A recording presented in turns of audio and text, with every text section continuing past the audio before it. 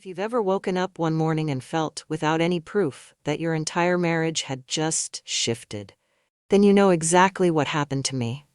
It hit me the moment I heard the vibration of my husband's phone on the kitchen counter.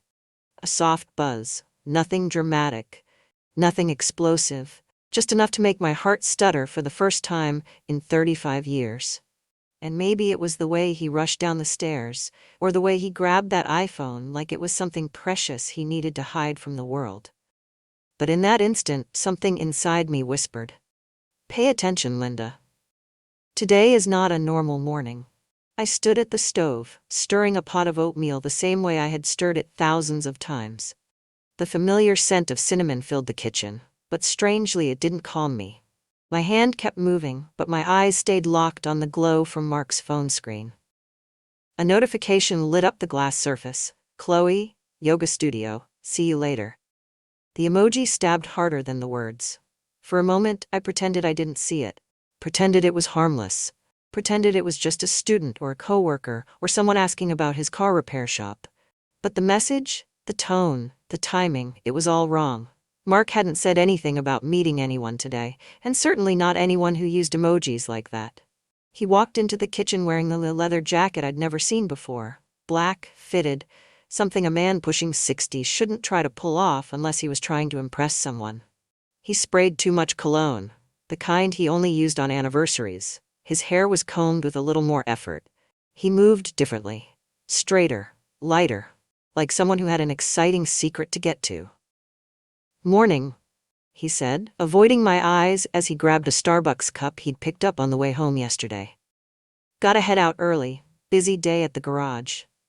"The garage?" I asked, still stirring. "At 7 a.m.? He froze for half a second, then plastered on a smile. "Yeah, big client, wants to meet earlier. Probably heading to the city after." New York City, Manhattan, the place he used to hate driving into. Funny how suddenly it became his second home these past few months. I pushed the oatmeal toward him, forcing a smile. "Eat something first." He waved it off. "No time." He kissed the top of my head, but his lips barely touched my hair. A polite kiss. A distracted kiss. The kind of kiss someone gives when they've already given their real affection elsewhere. Right then, through the kitchen window, I saw my neighbor Rose shuffling across her lawn holding a little plastic container. She tapped on the window and mouthed, "I brought back your muffin tin."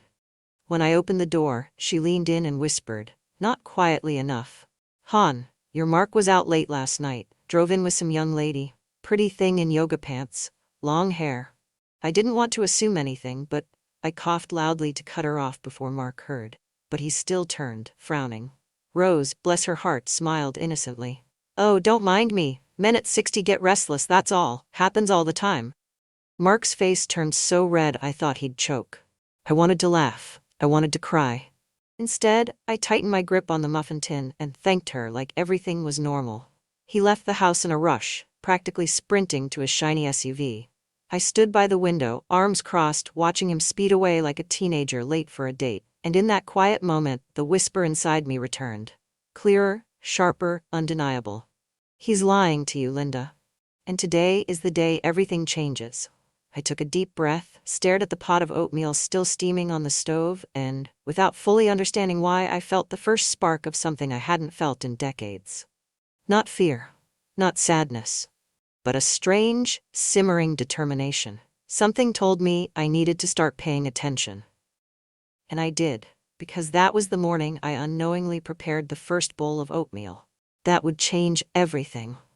When the house finally went quiet, I stood alone in the kitchen staring at the empty spot where Mark's SUV had been. A strange heaviness settled in the air, thick enough to taste. I kept telling myself it was nothing, just a bad feeling, a silly overreaction. Women my age sometimes imagine things. That's what I kept repeating. But my chest felt tight, like my heart was trying to warn me louder than words. I wiped the counter, rinsed the pot, turned off the stove, and still felt the silence pressing down on me. Then my gaze drifted to the iPhone. Mark had left charging on the corner of the counter. He never left it at home. Never. That phone was glued to him like a second skin. And this morning, he forgot it. I don't know if it was forgetfulness or arrogance, but it felt like the universe intentionally nudged it toward me. I walked over, wiped my hands on a towel, and told myself I'd only check the time. Just the time. Nothing more. Of course, that was a lie I told myself before breaking a much bigger one. As soon as I lifted the phone, the lock screen lit up with another notification. Instagram this time. A photo from Chloe Yoga Everyday. I didn't follow her, but her pictures showed up because Mark had been interacting with her posts. The photo was an aesthetic shot of a latte near a window overlooking a slice of the Manhattan skyline. The caption read, "Meeting someone who makes mornings brighter." My stomach turned. It wasn't the picture. It wasn't the caption. It was the heart reaction under the post. Mark's username. For a few seconds I forgot how to breathe. Then, embarrassingly, I pressed the side button and the camera accidentally flipped to selfie mode. My shocked face, glasses slipping down my nose, hair still in morning frizz, filled the screen. I looked like someone who had just seen a ghost, or worse, the truth. I should have cried, or thrown the phone, or curled into myself. But instead, God help me, I snorted. A genuine, ridiculous snort, because the selfie was so hideous it almost stole the pain away.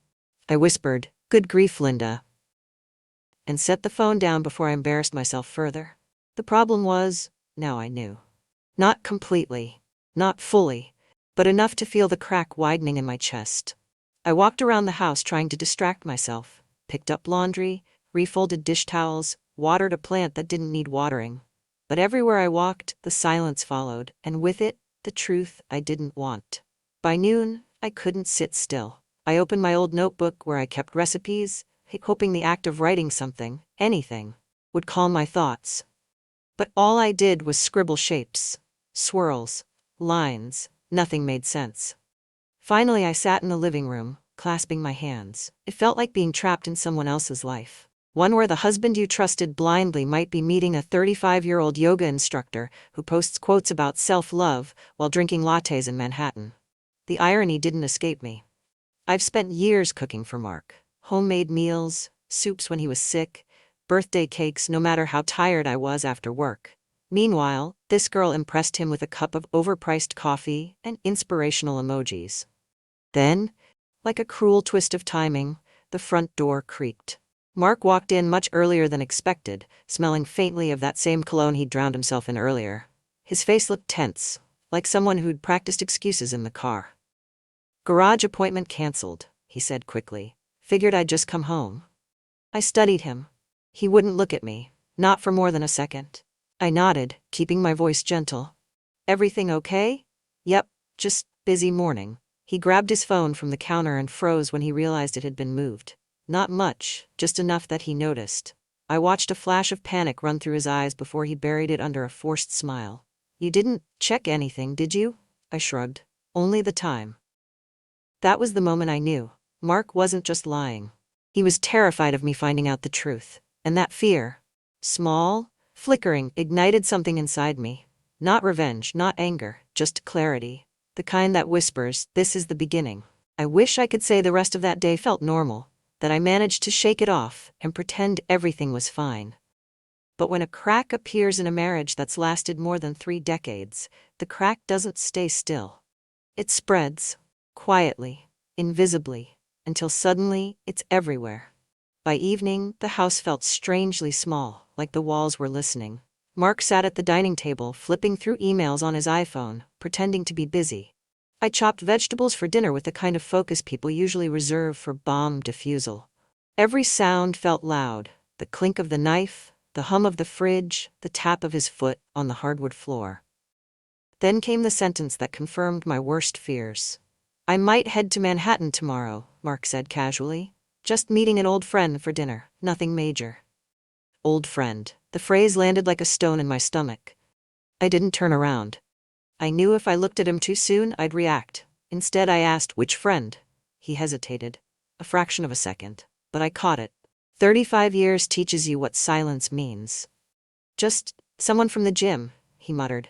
"We exchanged numbers. She knows restaurants near Central Park." There it was. No hiding it now. I placed the knife down slowly. "That's nice, must be a close friend if you're driving all the way into the city." The tension cracked the air.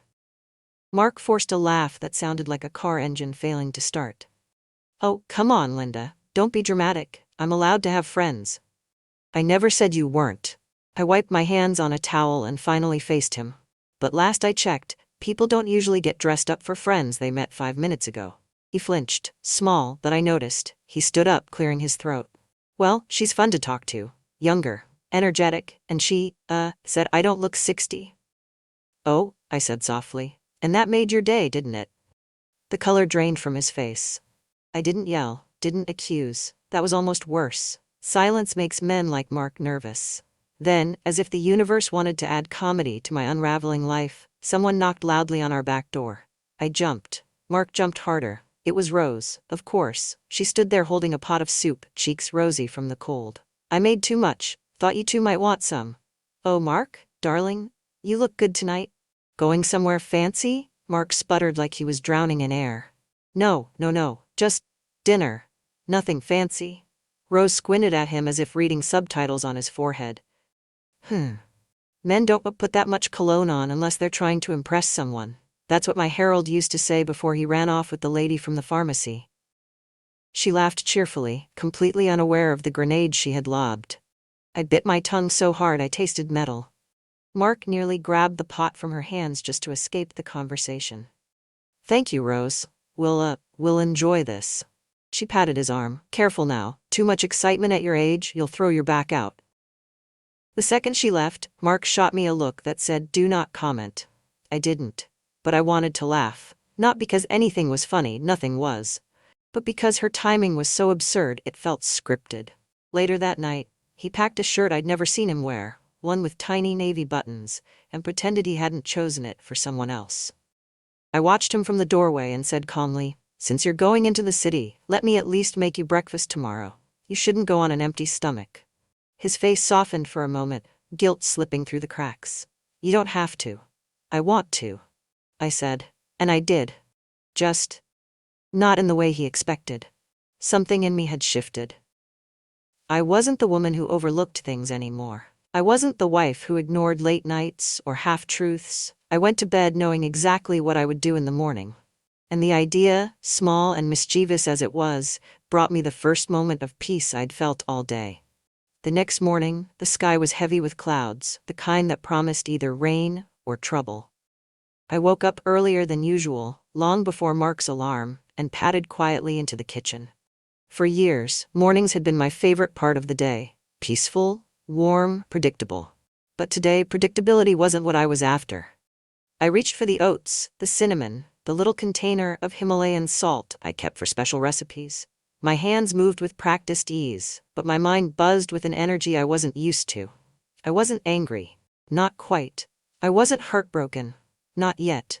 It felt more like standing backstage before a performance, ready to play a part I'd never auditioned for. As the oatmeal simmered, I gave the pot a gentle stir and whispered, just enough to make a point. I added a generous pinch of salt.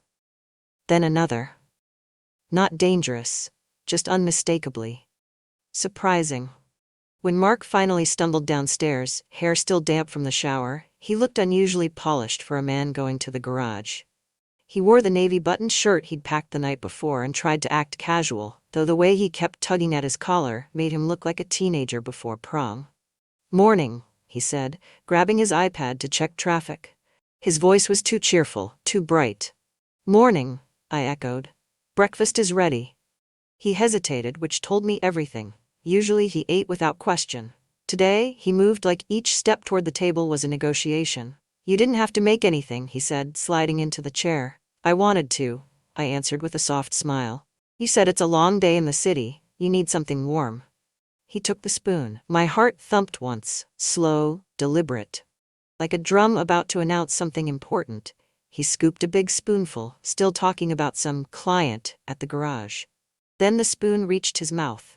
The transformation was immediate. His face froze mid-sentence, his eyebrows shot up, his eyes widened like he'd just discovered fire was hot. He didn't spit it out. Mark was too proud for that. Instead he swallowed, painfully, like someone trying to conceal a disaster. I leaned forward slightly. Everything okay? He forced a smile so tight it looked like it hurt. Yeah. Did you do something different? Oh, I said lightly, I just used a bit of Himalayan salt this time. It's supposed to be cleansing. He nodded quickly, grabbing his water glass as if it were a flotation device. He gulped half of it, then cleared his throat. It's interesting. Interesting, I repeated, hiding my satisfaction behind a sip of tea. Good interesting or bad interesting? He coughed. Just different. I watched him attempt another spoonful. Because pride is a powerful motivator. The second bite hit him even harder. His left eye twitched. He took another long drink of water. Inside, a laughter bubbled up. Not cruel laughter, not revenge, just a tiny spark of humor in an otherwise bleak week. It felt human, grounding, almost healing. I kept it quiet. Maybe I'll get something on the way, he finally muttered. Oh? I thought you were running late, I said innocently. He froze, knowing he'd boxed himself in with yesterday's lies. Well, I mean, I can manage. I nodded sympathetically. You should. You'll need your strength for your Manhattan meeting. He looked at me sharply, searching my face for meaning. I didn't blink. I didn't look away. I simply smiled. A simple, composed smile that said far more than words could. He left the house in a hurry, practically tripping over his own bag as he rushed to his SUV. I stood at the window, watching him back out of the driveway, shoulders tense, jaw tight. For the first time in weeks, I didn't feel helpless. I felt awake. And as the oatmeal pot sat cooling on the stove, I understood something clearly. The first real battle hadn't even started yet. But this morning, I'd taken back the smallest piece of myself. A small piece, but mine. The moment Mark's SUV disappeared around the corner, the house fell into a silence that felt almost theatrical, like the universe pausing, waiting to see what I would do next. I stood there for a moment, fingers resting on the curtain, heart pounding with a strange mix of fear and adrenaline. Then I grabbed my keys. I don't know what possessed me. Maybe the years of being overlooked. Maybe the sting of seeing "see you later" on his phone. Maybe the way he'd swallowed that salty oatmeal, like he was auditioning for a spy movie. But whatever it was, it had me stepping into my old Toyota with a clarity I hadn't felt in ages. Just a drive, I told myself as I buckled in. That was a lie, of course, but it soothed my conscience long enough for me to pull out of the driveway. I followed at a distance, far enough that he wouldn't notice, close enough that I wouldn't lose him. The road toward Manhattan stretched ahead, the skyline growing taller with each passing mile. A drizzle started, dotting my windshield with tiny silver specks that made the skyscrapers shimmer like something out of a movie. Mark drove straight toward the city, not the garage, so that was lie number. I'd lost count. By the time he exited near Central Park, my breath was shallow. I parked my Toyota in a public lot, took a moment to gather myself, then trailed him on foot. He walked faster than usual, as if excitement was pulling him forward. I spotted them before I heard them. Chloe stood outside a small cafe near the park. Hair loose, holding a Starbucks cup like it was part of her identity. She wore a yoga outfit that probably cost more than any dress I owned, and she glowed with the kind of confidence only people in their 30s seem to have. When Mark reached her, her whole face lit up. I felt something twist in my chest. Not jealousy. Something deeper. Something like, so that's what he wanted to feel young for. I ducked behind a row of decorative shrubs. I didn't mean to hide dramatically, but when you're 58 and crouching, everything becomes dramatic. My knees cracked loudly. Too loudly. I froze. A passing dog walker glanced at me, confused. Just stretching, I whispered, giving a tiny wave. He nodded like he wasn't sure if I was harmless or deranged. I couldn't blame him. I slowly stood and peered over the hedge. Mark and Chloe were laughing, too loudly, too freely. She touched his arm. He puffed up like a middle schooler who just scored a compliment. Then their conversation shifted. I can't believe you're doing this for me, Chloe said, sipping her drink. Well, Mark preened, you said you wanted to expand the studio. I can help. I have some savings Linda doesn't really pay attention to. My throat tightened. There it was, spoken out loud. The betrayal wasn't just emotional. It was financial. Dangerous. I held on to a tree trunk to steady myself. For a moment, the noise of the city drowned out everything. Cars honking, people chatting, a street musician playing saxophone. It all blurred together. Then something unexpected happened. A tourist couple walked by, taking pictures with their giant tablet. One of them accidentally bumped into the tree I was holding. The tablet wobbled, their arms flailed, and the man shouted, "Honey!" I almost dropped the whole trip. Despite my aching chest, the absurdity of it all nearly made me laugh. Here I was, spying on my husband's affair, like a character in a crime show, and next to me, a couple was battling a tablet like it was a wild animal. Life really didn't care about perfect timing. I took a deep breath and stepped back, forcing myself to stay composed. I didn't cry, not then, but I felt a sharp clarity settle inside me. This wasn't just a midlife fling. This wasn't harmless attention. This was a threat to my home, my stability, my future. I walked back to my Toyota slowly, rain tapping softly on the hood. I gripped the steering wheel and whispered, "You're not losing everything, Linda. Not like this." And for the first time since all this started, I believed myself. When I got home that afternoon, the house felt colder than usual, as if it sensed what I had witnessed. I hung my coat, took off my shoes, and sat at the edge of the couch with my hands clasped. Everything inside me was trembling, not from fear, but from the realization that things had crossed a line. I had spent years believing loyalty was something people held on to by default. But loyalty, I learned that day, could slip away without a sound. After a long minute of breathing, the way my doctor taught me, I stood up with a kind of stubborn resolve. If Mark had already crossed the line, then I was done pretending nothing was happening. I walked to the drawer where we kept bank letters and opened it.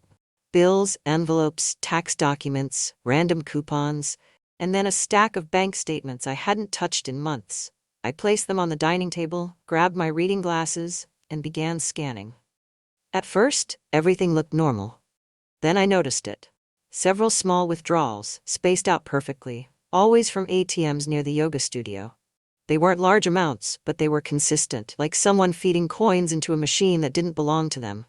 My heart tightened. I grabbed my phone and called Emily. My daughter always answered quickly, but this time she picked up on FaceTime, so her whole face filled the screen, hair in a messy bun, MacBook Pro visible behind her. She was working on some design project, probably with too many tabs open. "Mom? You okay? You look pale, like ghost pale." I hesitated. "Emily, I think your father is giving money to another woman." She blinked once, twice, then snapped the laptop shut behind her. "Okay, I'm listening. Tell me everything." I told her about the cafe, the laughter, the conversation about his savings. The way he puffed up when Chloe complimented him. Emily's expression hardened, not angry, but protective, like she had suddenly aged 10 years in 10 seconds. "Mom, you need to document everything," she said. "Start taking pictures, scan every statement, save them as PDFs in a folder." "A folder?" I asked, confused. "Where?" She sighed affectionately. "On your laptop, Mom. The one I set up 3 Christmases ago." "Oh, that one." I glanced at the laptop collecting dust on my shelf. Technology and I had never been friends. Emily talked me through it, how to turn it on, how to find the scanner app, how to upload files. At one point, I accidentally turned on the webcam and got a close-up of my forehead. Emily burst out laughing. "Mom," she said between giggles, "you're adorable, but tilt it down. I don't need to see your pores." Despite the heaviness of the situation, I found myself chuckling. It felt good, a tiny breath of relief in a storm. Once the documents were saved, I heard a knock on the back door. Rose again. She stepped inside holding a plate of lemon squares. That woman's timing could win awards. "Sweetheart," she said, lowering her voice, "I didn't want to say anything earlier, but since you look like you've been hit by a bus, I think you should know something." I braced myself. "What is it, Rose?" "Well," she began, setting the plate down, "your Mark has been awfully busy picking up that yoga girl. I've seen them twice in his SUV. One time she was sitting so close, I thought they were sharing a seatbelt." My stomach dropped. She continued, oblivious to the weight of her words. "And they drove off, giggling like teenagers. I told Harold if he tried that with me, I'd lock the car from the outside and let him giggle alone." Despite myself, a small laugh escaped. Rose always managed to puncture my gloom with her ridiculous honesty. When she left, I sat back down at the table. I had the statements, I had Emily's support, I had Rose's eyewitness account, and I had the truth, finally laid bare. My hands shook, but not from fear, from momentum. I wasn't powerless anymore. And for the first time since all this began, I felt the slightest hint of strength returning to me. I made an appointment with Harris the very next morning. He'd been our family's lawyer for years, handled our wills, advised us on refinancing once, and he always made me feel like no problem was unsolvable, just complicated. His office was in an old brick building downtown, the kind with creaky wooden floors and framed black and white photos of New York from the 1960s. When I walked in, he greeted me with his usual warm smile. Though the moment he saw my face, the smile shifted into concern. "Linda," he said gently, closing the door behind me, "tell me what's going on." So I did. Everything. From the "see you later" message, to the cafe near Central Park, to the withdrawals near the yoga studio, to Rose's seatbelt comment. At some point, I stopped trying to stay composed. It felt pointless in a room where the truth finally had space to breathe. Harris listened without interrupting, steepling his fingers as I talked. When I finished, he let out a slow, thoughtful exhale. "Well," he said, "this is not good, but it is manageable." "Manageable?" I echoed, a bit stunned. "Yes," he nodded. "Mark's behavior is reckless, and legally speaking, that helps you. What we need to do is protect your portion of the marital assets before he jeopardizes them." He outlined a plan, calm, strategic, almost surgical. I needed to open a separate account for my personal savings, track all suspicious withdrawals, gather statements proving Mark used joint funds improperly, and, most importantly, stay quiet until we had enough. "Quiet?" I asked. Harris leaned forward. "Yes, don't confront him yet. Let him keep slipping. If he thinks you know, he'll hide his tracks. If he thinks you don't, he'll expose more." It wasn't the kind of advice I ever expected to hear. After nearly 4 decades of marriage, being told to act clueless felt both surreal and strangely empowering. He handed me a small notepad from his desk. "Take notes. Document everything, even small details." The notepad was simple, but I suddenly remembered something Emily had said about giving myself small gifts, reminders that I deserved nice things. Somehow that thought pushed out of my mouth before I could stop it. "Actually," I said, clearing my throat, "I bought myself a Mont Blanc pen." Harris raised an eyebrow, amused. "Treating yourself, are you?" "It was on sale," I blurted quickly. Then I added, "Very on sale." He chuckled, the first hint of levity in the conversation. "Good, you'll need it. Consider it your weapon." When the meeting was over, he shook my hand firmly. "Linda, you're stronger than you think. This isn't your fault, but you can't let him take anything more from you." I left feeling steadier, like my spine had finally remembered its purpose. When I got home, the first thing I did was hide my new account paperwork inside an old cookbook Mark never touched. Then I placed my discount Mont Blanc pen in the kitchen drawer. Not the front one he uses, but the second one where I keep birthday candles and old tape. My next task was to continue collecting information, which meant acting normal. That alone was its own comedy. For instance, when Mark came home early that afternoon, I nearly dropped the folder I was organizing. I shoved it behind me so fast I accidentally sat on my reading glasses. When I stood up, the frames were bent like a pretzel. Mark stared at me, confused. I forced a smile. "Just organizing recipes." He eyed the cookbook sticking out from behind me. "Since when does organizing recipes make you sweat?" "Oh, menopause," I said flatly. He retreated instantly, as if the word itself carried radiation. Later that night, he paced the living room talking to Chloe in his whisper voice, a tone so exaggeratedly low, it ended up being louder than normal speech. I sat on the couch, knitting nothing, just holding the needles, nodding occasionally like some retired spy blending into her civilian role. I wasn't sure what I was becoming, a detective? A betrayed wife? Both? But for the first time in this nightmare, I wasn't drowning. I was swimming. Slow, shaky, but deliberate. And tomorrow, I would swim even farther. Emily came over 2 nights later, her coat still dusted with snowflakes when she stepped into the kitchen. She held a little bakery box from one of her favorite shops in Brooklyn. She always brought something when she knew I was hurting. Beneath its pastel lid was a lemon tart, and normally, I would have savored it. Tonight, I barely tasted the sweetness. She set her MacBook Pro on the table, rolled up her sleeves and said, "Okay, Mom, let's get serious." I felt a mix of fear and gratitude. Fear because every new step made this nightmare more real. Gratitude because my daughter didn't hesitate, not for a second, to stand beside me. We sat at the table, spreading out the financial statements I'd scanned, the scribbled notes from Harris, and my little stack of handwritten timelines. Emily added sticky notes everywhere. Different colors, different categories. It looked like we were planning a corporate takeover rather than preparing for a divorce. In a strange way, The organization calmed me. Dad is sloppy, Emily said, tapping one of the papers. And sloppy people leave trails. Her confidence was comforting. She was so unlike the girl she'd been at 16, timid, soft-spoken. Now she was all sharp lines and certainty, and I leaned on that more than I admitted. As we worked, she suddenly paused. Mom? He's about to call her. I froze. How do you know? She pointed at his contact name showing on the shared phone plan portal she had pulled up on her screen. Because he always calls her around this time. Like clockwork. Want to grab some proof tonight? My stomach tightened. How? We put your phone on speaker in the living room, she explained, and use my laptop to record the background audio. All legal, because we're only recording what's happening inside your own home. I hesitated. Something about hearing him talk to her in real time felt like opening a door I couldn't close again. But Emily squeezed my hand. Mom, we're protecting you. So I nodded. We set the phone on the coffee table. I muted the TV, dimmed the lights, and tried to appear casual, knitting needles in hand, even though I wasn't knitting anything real.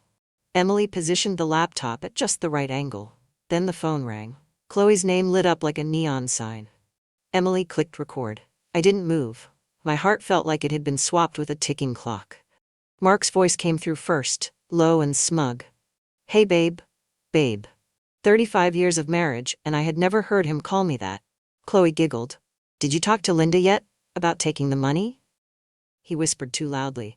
Mark never understood the concept of subtlety. No, she doesn't ask questions. She just cooks and reads recipe books. She doesn't even know how to check the accounts. Emily's jaw tightened. I felt something inside me break, then harden. Chloe's voice floated through the speaker. Good. We'll open the new studio soon. Maybe you can move in with me after? I mean, once things settle? He didn't say no. He didn't even hesitate. The room felt unbearably small. Then, because life has a dark sense of humor, my knitting needle slipped from my hand and clattered loudly on the floor. Emily nearly jumped out of her seat as she scrambled to lower the laptop lid a little. Mark paused on the phone. What was that? He asked. I panicked internally but kept my voice steady. Sorry, dear, I called out from the living room. Dropped my vitamins. Emily shot me a look that said vitamins, but honestly, it was the first word that came to mind that didn't sound suspicious. The call resumed, and we recorded every last incriminating word. When it ended, Emily closed the laptop gently. I expected myself to cry, but something else happened. I laughed. A small, breathy, stunned laugh. Emily blinked. Mom? I dropped my knitting needle like a spy who wasn't trained, I said, and he still didn't suspect a thing. My daughter grinned, then hugged me tightly. Because you're smarter than him. Smarter than both of them. For the first time in weeks, I felt it. A warmth pushing back the darkness. Not hope yet, but something near it. We sent the audio file to Harris, and as I washed the teacups that night, my hands no longer trembled, because now we had the truth. And the truth was finally, undeniably, on my side.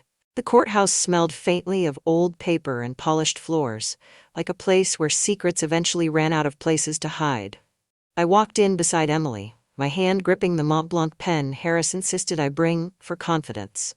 It wasn't magic, but holding it steadied me. Mark was already inside. He looked thinner, paler, and somehow older than the man I'd followed to Manhattan weeks ago. Next to him sat Chloe, dressed in an outfit that didn't belong in a courtroom. Tight, glittery, and paired with a designer purse so large it looked like she was ready to flee the country with all his belongings. She shot me a quick look, something between pity and annoyance. I ignored her. Today wasn't about her anymore. When the judge entered, everyone rose. My knees trembled slightly, but Emily squeezed my arm before letting go. Then the proceedings began. Harris stood first, adjusting his glasses as he laid out our case. Methodical, calm, and devastating. He presented the ATM withdrawals near Chloe's studio, the financial statements showing Mark's secret transfers, Rose's written testimony, and finally, the audio recording, Mark's own voice saying, I didn't know anything about the accounts. Every sentence hit like a hammer. Mark looked smaller and smaller in his seat. Chloe slowly crossed her arms, her glossy confidence fading like cheap perfume. When it was Mark's lawyer's turn, he attempted to argue misunderstanding, emotional confusion, and even midlife instability. But the judge raised a hand. Mr. Turner, the recording is unambiguous. Your client knowingly diverted marital assets for personal use. Chloe leaned toward Mark and hissed something under her breath. I didn't catch all of it, but it ended with, "You said she wouldn't find out." Harris whispered, "They're sinking themselves," and I almost smiled. Then came the moment I dreaded, the judge addressing me directly. "Mrs. Turner, you're requesting primary control of the marital home and the retirement accounts tied to your employment history. Is that correct?" My voice came out steadier than I felt. "Yes, Your Honor." "And you've lived in that home for 33 years?" I nodded. "It's the only home I've ever felt safe in." Something softened in the judge's expression. "Then you will keep it?" Just like that. With 7 words, the fear of losing my entire future evaporated. The judge continued, "I was awarded majority rights to the house. Mark's attempt to move money was declared financial misconduct. He was ordered to replenish the joint account he drained. And Chloe's involvement triggered a separate financial review that wiped the smugness off her face entirely." At one point, the judge read a section aloud where Chloe suggested Mark move in after things settle. And I heard someone in the courtroom stifle a laugh. I didn't look over. Temptation wasn't worth it, but I suspected it was the bailiff. The only humorous moment for me came from Emily. When Chloe started fanning herself dramatically, whining about being misrepresented, Emily leaned over and whispered, "Mom, her purse is bigger than her legal defense." I bit the inside of my cheek to keep from smiling. When everything concluded and we were dismissed, Mark walked out without looking at me. Chloe stormed ahead of him, heels clacking angrily against the marble floor. I didn't chase them. I didn't need to. Outside, the winter air hit my face, cold, sharp, honest. Emily wrapped an arm around me. "You did it," she whispered, but it didn't feel like victory. It felt like release, like finally exhaling after months of holding my breath. And for the first time in a long time, the future didn't terrify me. It waited, quiet, open, unclaimed.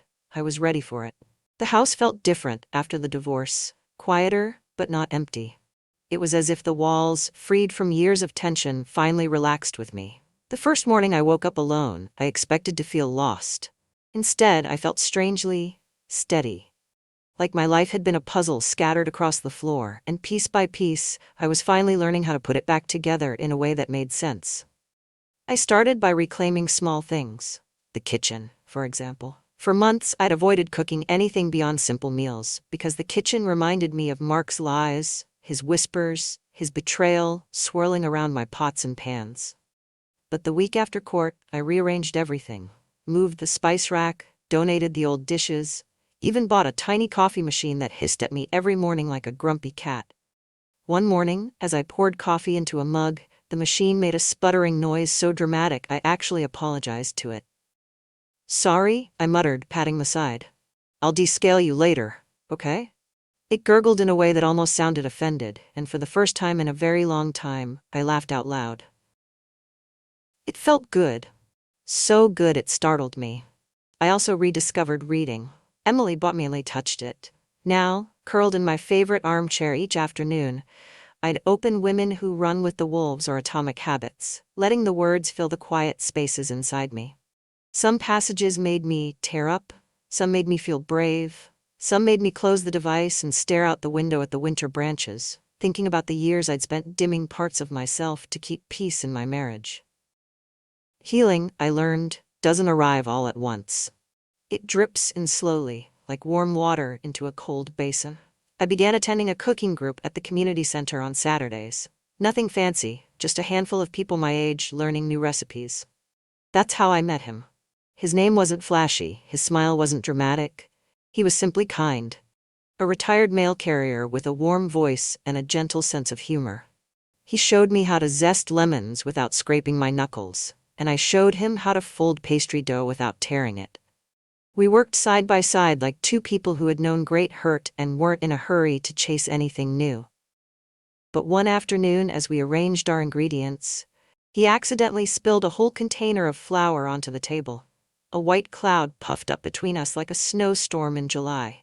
He froze, eyes wide, and whispered, "This is the most embarrassing moment of my adult life." The absurd honesty made something inside me unlock. I laughed. A real laugh, not the cautious ones I'd been practicing. When the flour settled on my sweater like powdered sugar, he quickly brushed it off, his cheeks turning pink. "Sorry," he murmured. "It's just flour," I said softly. "I've survived worse." We weren't anything. Not yet. But for the first time since Mark, I realized someone could make me feel seen without taking anything from me. At home that evening, I made oatmeal. My way, the right way, without a single extra grain of salt. I sat at the table, spoon in hand, and for a moment, memories flickered. The betrayal, the courthouse, the shaky strength I fought to reclaim. But instead of pain, I felt something else. Pride. Quiet, steady pride. I wasn't just surviving, I was rebuilding, slowly, intentionally, beautifully. I looked around my kitchen, smelled the cinnamon rising from my bowl, felt the warmth of the mug between my palms, and whispered to myself, "You're okay now, Linda." And for the first time in a very long time, I believed it. There's a moment that arrives quietly, almost shyly, after you've survived something you never thought you'd walk through. A moment when you look around your life and realize the sharp edges have softened. That the world hasn't changed. But you have. For me, that moment came on an ordinary Sunday morning. I was sitting on the porch with a blanket over my lap and a cup of hot coffee warming my palms. The sky was a soft shade of blue, the kind that feels like forgiveness. Across the street, Rose was watering her plants, humming a song from some decade neither of us fully remembered. Emily had gone back to Brooklyn the night before, leaving the house filled with the faint scent of the lemon tart she'd brought. Everything was quiet. Everything was mine. I thought about the woman I used to be, afraid to disrupt the peace, afraid to ask questions, afraid to imagine a life beyond marriage. I thought about how long I lived in a house full of silent alarms I never responded to. And then I thought about the woman I had become, a woman who defended herself, a woman who saved what she built, a woman who learned that love isn't meant to be begged for, or chased, or pieced together from the scraps someone else leaves behind. Healing surprised me. It didn't come with fireworks or a dramatic revelation. It arrived slowly, like gentle waves softening a shoreline, bit by bit, day by day. Sometimes it looked like me reading a new book on my Kindle, underlining passages that reminded me of my own strength. Sometimes it looked like laughing over spilled flour in a community kitchen. Sometimes it sounded like Emily saying, "I'm proud of you, Mom," as if she were the parent and I were the child learning to walk again. And sometimes, healing looked like silence. The safe kind. The kind where the only sound was my own breathing, steady and unhurried. As I sat there on the porch, watching the sunlight stretch across the yard, I felt a softness settle in my chest. Not the fragile softness I used to carry, but the kind made from resilience, stitched together with every step I took toward myself. I didn't win everything. I didn't get everything back. But I reclaimed me. And in the end, that was more than enough.